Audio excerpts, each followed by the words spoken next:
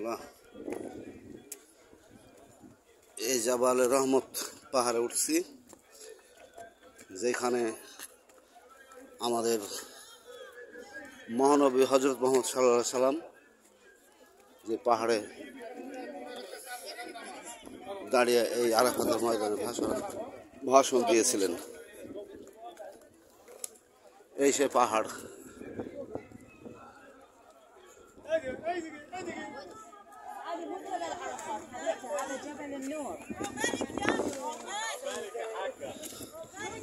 জাবালে রহমত।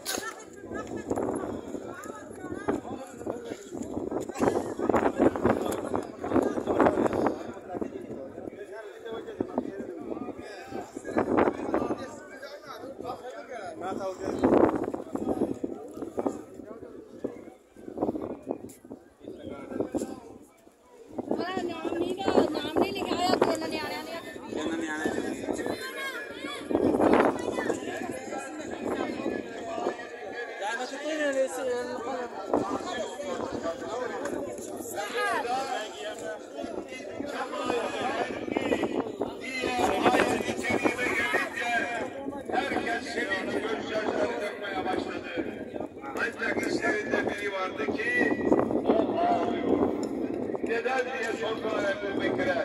Neden ağlıyorsun ya Ebu Bekir? Bu din kemale erdi. O da dedi ki bu din kemale erdiyse Allah Resulü'nün ahirete irtikalleri yakındır dedi. Bakın burada. Allah. Miladi 632 yılında Peygamber Efendimiz veda hutbesini okuyunca burada dediği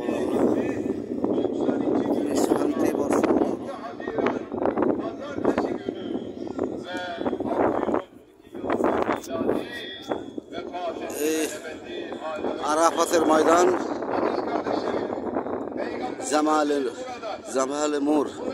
জামালে নূর।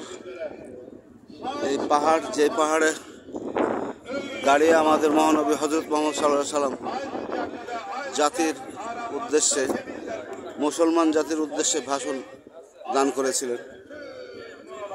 আমি সেই পাহাড়ে, সেই পাথর,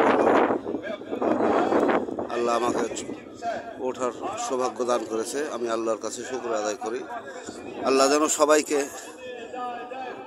এখানে আসার তৌফিক দান করে। আমাদের সকলকে, আমার বন্ধু বান্ধব, ভাই বোন, আত্মীয় স্বজন সকলকে যেন আল্লাহ এই স্থানে, এই পবিত্র স্থানে আসার তৌফিক দান করে। আমিন।